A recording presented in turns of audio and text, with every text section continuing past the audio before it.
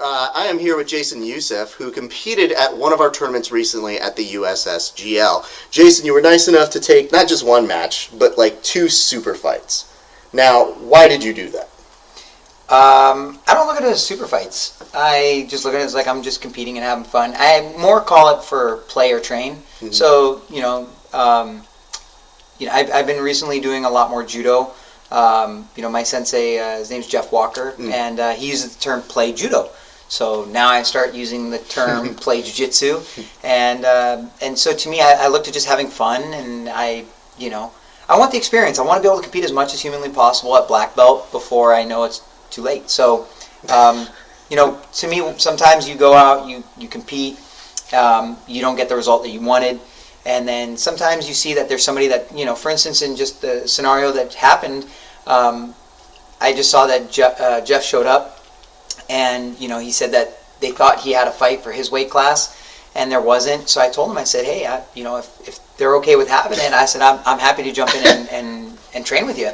To me, it's just the honor of being able to even step in on the mats and share it with Jeff, because, he's fought for EBI 5 times. Yep. He's an absolute monster and probably, one of the greatest black belts, right now. He's a great competitor, yeah. He's a great competitor. He's fantastic. Did you just say he was hot? As in, like, he's so hot right now? Did I say hot? You did say hot. I said hot? You did. He's pretty hot. Okay, I just wasn't sure if that was where he wanted to go.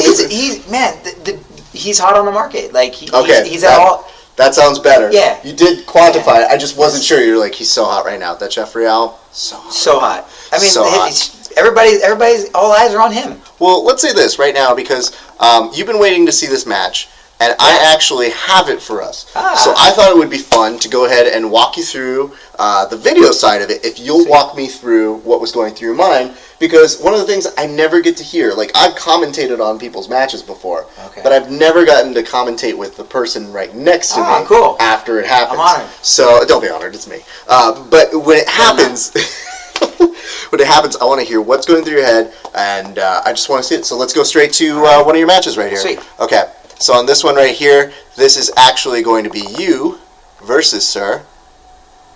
This is you versus Jeff Real. Now this was your second match of the day, right? Correct. Okay, so you had already had a match, and then you said, all right, I'm going to come in, I'm going to do this. You take a nice little quick low stance, and you come back up. I can already see that insistence of wanting to drag pull. It had that judo element of you wanting to stand up. That's actually one of my favorite judo throws.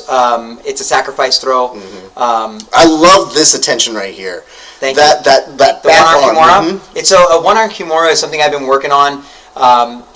For me, it's always been something that I've been using just because I have a long reach. So I start using the one-arm kimura, and I've actually hit it quite a few times this year at black belt. So now you're starting to set up. You got these baseball choke. You got these beautiful grips on the back of the gi, and you're setting up nicely. He's starting to try and go X guard, try to give a little bit of push against you. You find your way to kind of a knee on belly, turn back around, look to start taking the back. What's going on in your mind here? When I hit the baseball choke and I had it nice and deep, and then he was holding deep on the deep half or the quarter guard down there. I really thought to myself, I'm like, man, like, this guy's he's super technical, so I can't give up the position because I know he's going to take full advantage. Ooh, so and now you're even starting to set up into a Dars. Yeah, Dars. I was trying to go for the baseball choke again, but it's the no-gi grips. So I went to the Dars transition. This guy just has great defense here. Jeff had just such clean defense. He's hard to move, man. Here's what I really like about you right there. It takes a smart competitor to know how to start the submission and when to let it go, because you look like I'm just going to burn myself out here. So instead you're going to start creating more submission attacks while on top. And I very much appreciate that. This is okay. Now walk me through this finish here. So this is something I've seen Majid Hage do quite a few times. He's had some very notable wins against some very high-level black belts. He takes the baseball choke and he rolls and he dive rolls over them. I call it the Hollywood roll, just because you're putting a little harump behind it. It's a little bit of a show, yeah. Yeah, but you go belly down and you pull your opponent on top of you and extend your arms out, and and I did one of his seminars many years ago, and he taught me the details of his baseball choke, and I thought it was super fascinating because you know, sometimes you watch a technique and you listen to the technique, but then to take in the details of what they're trying to tell you in the context is so different. Yeah. Because they always say, like, you know, you learn a move 1,000 times, but you learn a new detail about the move, it blows your mind. Right. And it's true. So true. Well, I just love. So I want to watch this again because I want to add in what I would have said if I were you, or what I would have been doing if I were you. Sure. Okay. So here's my detail. Setting it up beautifully. You know, it's hard to see exactly from this camera angle, but the way how you step over in this almost north-south, you're starting to set it up. Your grips are already good, but here's where my that's what I would have said if I were you as I was doing it. Yeah. Because it looked like you were doing like an amusement park ride. Like it literally, like the first time I saw this clip, I looked back and just the look on your face. Like this is true belief and confidence in the move when they tell you in Jiu-Jitsu, where you're going to do this roll where it looks like you're almost going to give up that side control. Yeah. But instead, you have a beautifully placed baseball bat choke. So, of course, that's going to come from the renowned Majid Hage. And here's the part I like walking you through, too. You know, over here, you take your second, you're tying your belt. Obviously, you're playing up to the crowd because, look at you milking it right here. Just tying your belt and taking forever. Jason, we know you won. We got to do the formality. But one of the best things I like about you is you smile so nicely whenever you win. So we don't even get the full extent of that. Look at that $1 million smile right there. Oh, thanks. Oh, all right. So that was the second match you had in the day. Earlier in the day, you had another match that I really wanted to go ahead and bring up because this is what we had your first match going on. Yeah. Then you went, you did the second match because you were just like, I'm here, whatever, let's just do it. So you went to go play Jiu-Jitsu. This was your first play Jiu-Jitsu. It was against Ron Henderson and of Czechmak, a new black belt over there. So we cut from into Leo here. Vieira. Yes, correct. Yes. All right. This is what I love here. You do a nice little hip hop down. At one point, one of the things I love most about your triangle is that it does look like you're breakdancing. Oh, thank you. Yes. Yeah, I try. But here, I used to breakdance when I was younger. Did you really? Yeah. I used to actually go to clubs and try to battle and.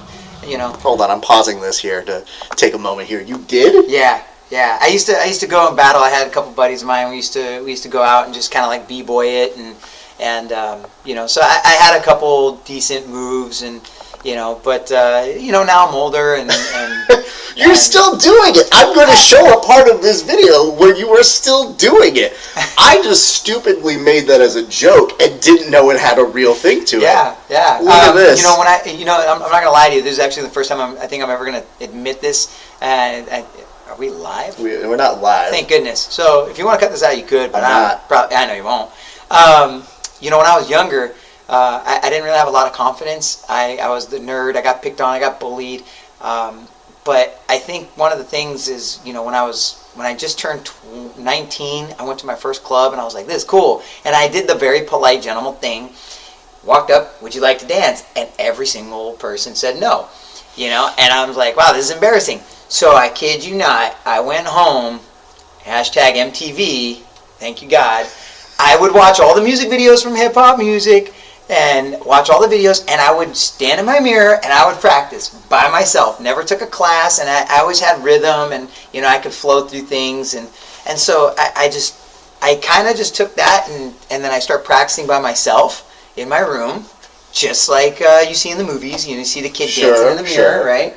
And so I did that, and then after so many times, I kept going back to the clubs, and I was like, man, I'm gonna eventually figure this out. So I'd watch people. And I thought to myself, this is cool. I want to do that move. So I go home and I practice that move. Then, you know, once YouTube started becoming a thing, then I started using YouTube and you know, watching certain things. And then I started just kind of learning from that and taught myself how to dance, actually. Here's my issue. I love that you're talking around the things. Yes. But what were the exact moves or what were the exact, like, videos that you were watching to do this? Would it be bad to say NSYNC? No, I was doing the time in my head, and I was like, he 100% had to have been home doing that. Doing the bye. Yeah. This explains so much. Or New Kids on the Block. Oh, man, I can do the New Kids on the Blocks, the leg swing thing. Oh, dude. You know what? There's a couple videos that have been on my Facebook that had me doing the New Kids on the Block. This is revolutionary. Oh, yeah. You know what? I think if you have dance incorporated into your jiu-jitsu, kind of like capoeira, I think it gives you a different element. It really does. To be able to, you know, use that, flexibility, dexterity to Yeah. to add that in, and like Boogie, Yeah. Boogie and Gio, 100%. Dude, that what makes it tricky for them, I always have to say this when I roll because Brown, natural rhythm. When I am doing jiu-jitsu, I have to be very careful about the song selection because I feel it will give away my tempo. Yes. So sometimes I'm like, oh, I can't even really listen to the song. No. I have to go to my own thing Yes. because I've seen people pick it up like go. Oh yeah. Oh, refs 1, 2, 3, and 4, and 5. So I'm like, oh man. Oh, and I salsa dance too. You salsa dance too. Took private lessons. Jason, this is either going to ruin you or make me. I'm not sure which one is happening. I'm hoping for both. Hoping for both. Well, let's go back here because I think this is an important moment to really understand what it is I'm referencing here. Okay. So we go back here. You're trying to establish a grip. Ron's staying a little bit low. You want to go for that power grip right behind. That's where you know that judo's coming in handy. Yeah. It's that transfer of jiu-jitsu. Again, look at this. This is where I was saying breakdancing. Because to me, I was like, somebody who does that doesn't just have a normal inclination to just jump up. That explains your triangle. All right. I Anyway. go for the flying triangle. Didn't really work so well. Ron is he's got a very tight game. Yes. He's smaller, so it's harder to move somebody like him.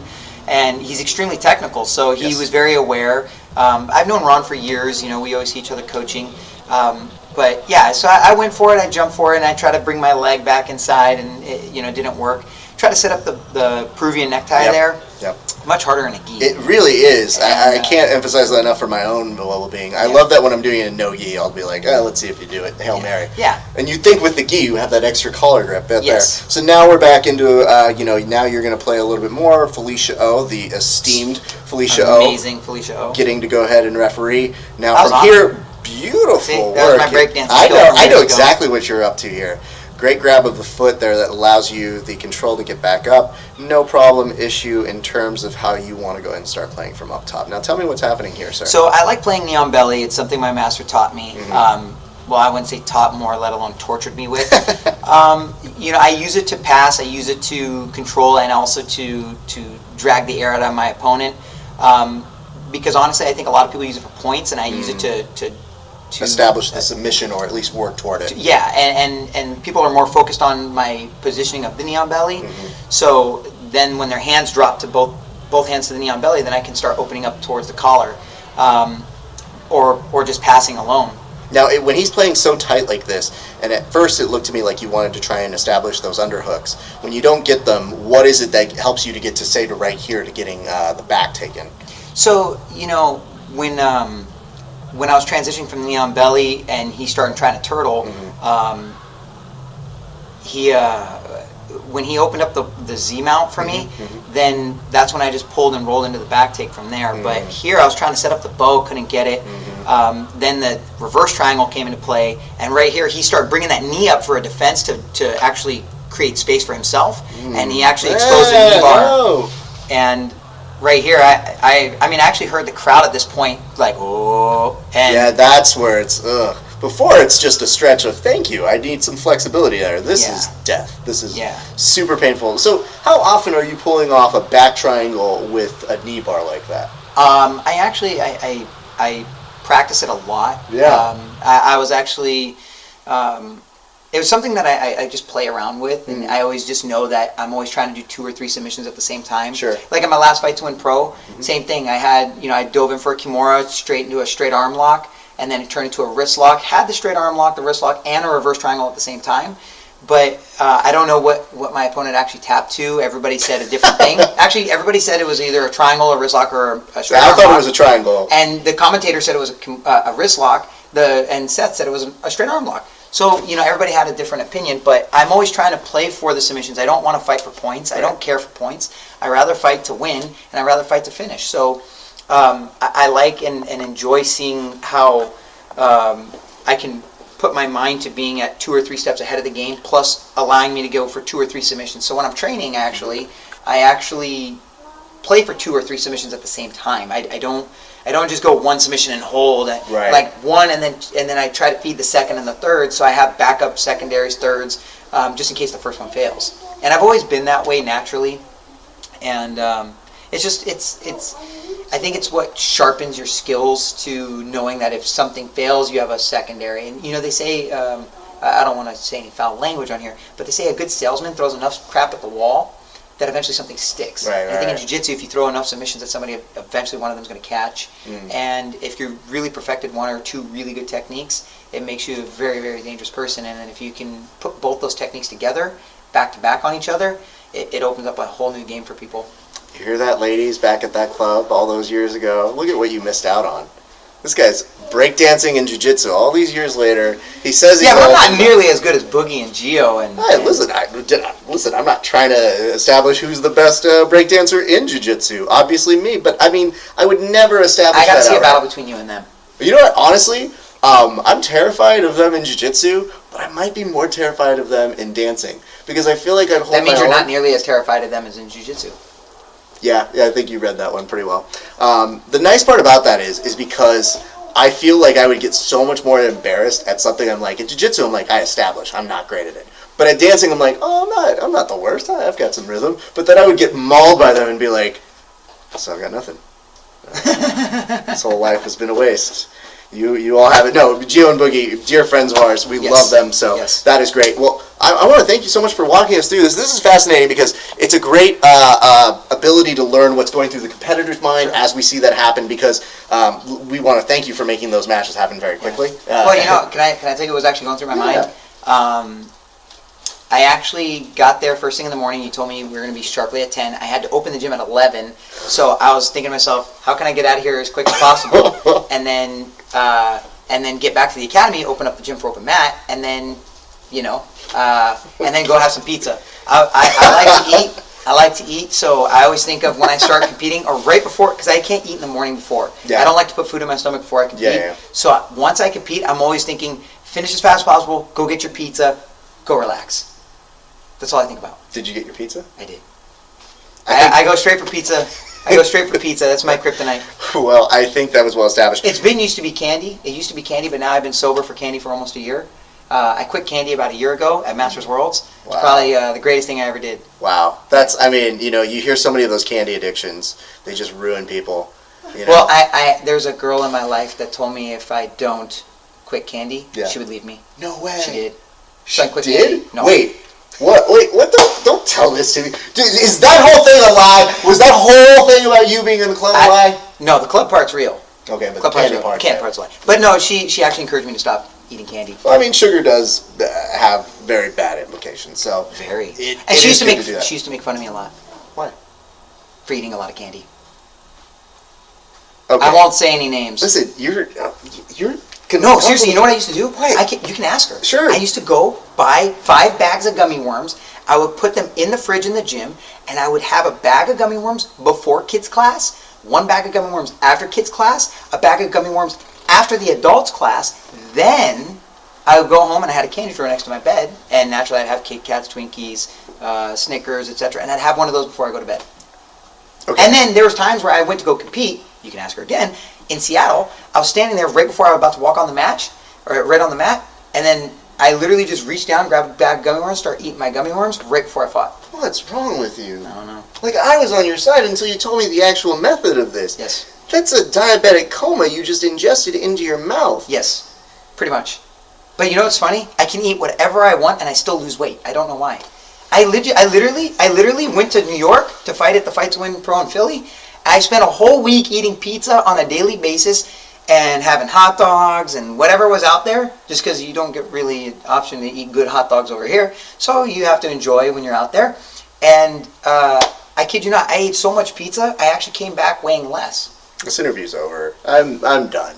Listen, I can't deal with you coming and be like, I don't know how I'm doing it. Nom nom nom nom nom. Candy, gummy worms, and pizza all in one. And I actually get made fun of. I get made fun of for being too skinny, and it's a problem because I think everybody hates me for the fact that I can eat whatever I want.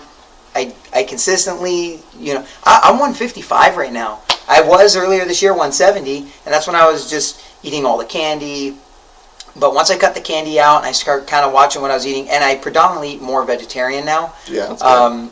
And I'd like to be a full vegetarian. It's hard sometimes. Your body needs protein. Yeah. Salad. Nope, you don't win friends with salad. Yeah, that's all good. No. But that's kind of the cool thing is, now I'm 155. I still like to fight up in weight if I can. I actually, I'll be real honest with you. I have not in probably a few years now, I have not fought somebody their size. Oh, those guys. Yeah, I've been fighting at 195, 250. Yeah, that's true. Yeah, that's true. Yeah. That is something. I fought at super heavy, ultra heavy. I fought at every weight class above middleweight for the last few years now. And so it's different. I think it's extremely difficult to fight somebody that's smaller because it's so much more of a technical, fast-paced game. Yeah, and you may not know exactly, like at least with somebody your own weight, you kind of know their speed, their kind of thing. Mm-hmm. With they may be even faster than that. They might also, if they're fast and technical, then death. Yeah, it's the worst kind of. And that's kind of what I fear the most is those small, fast, technical guys. Is like they're just so fast, and it's a battle of cardio versus anything else. And then I feel like I need to go to the hospital for a heart attack. Well, it's because you've been eating all the candy. Do you not understand how this works? Well, see, if I go to the hospital and find out I have a heart attack, they might tell me I'm diabetic, which I don't want to find that out either. Jason, I started this interview liking you so much more, and then I found my way to hating you by the very end of it. If only in that you're suffering from every fat man's dream, which is like, oh, I can't possibly eat all. Oh, I lost weight. But you know what? You gave us some great finishes. Thank you. I really appreciate you coming to compete with us. Man, honestly, it's great to be able to just get out there and support good people. Guys, USSGL is a fantastic organization. They're doing the right things for Jiu-Jitsu, and you got to respect it because there's not a lot of people out there willing to give money out. Most people want to keep to themselves, and I give you guys a lot of respect, and I think each and every one of you guys make that organization so special. So I'm just honestly honored that you guys had me out to compete, and and anytime you guys ever want, I'd love to come back. It was a really, really fun organization and tournament to compete for. Awesome. Well, you know what, Jason, you've got a great academy here. It is Carlson Gracie, Irvine. If you guys are in town, look at that. Convenient. Branding. I know this man is waiting to go eat right now, so I'm going to go ahead and let him go get pizza. He has worked so incredibly hard, but I want to thank you for being the very first person to watch a match with me and commentate and allow me to do my jokes, and I appreciate that, my man. Thank you, man. I appreciate it very much. I'm honored. As always. Keep it locked here at USSGL.com for more information and more tournament results, you guys.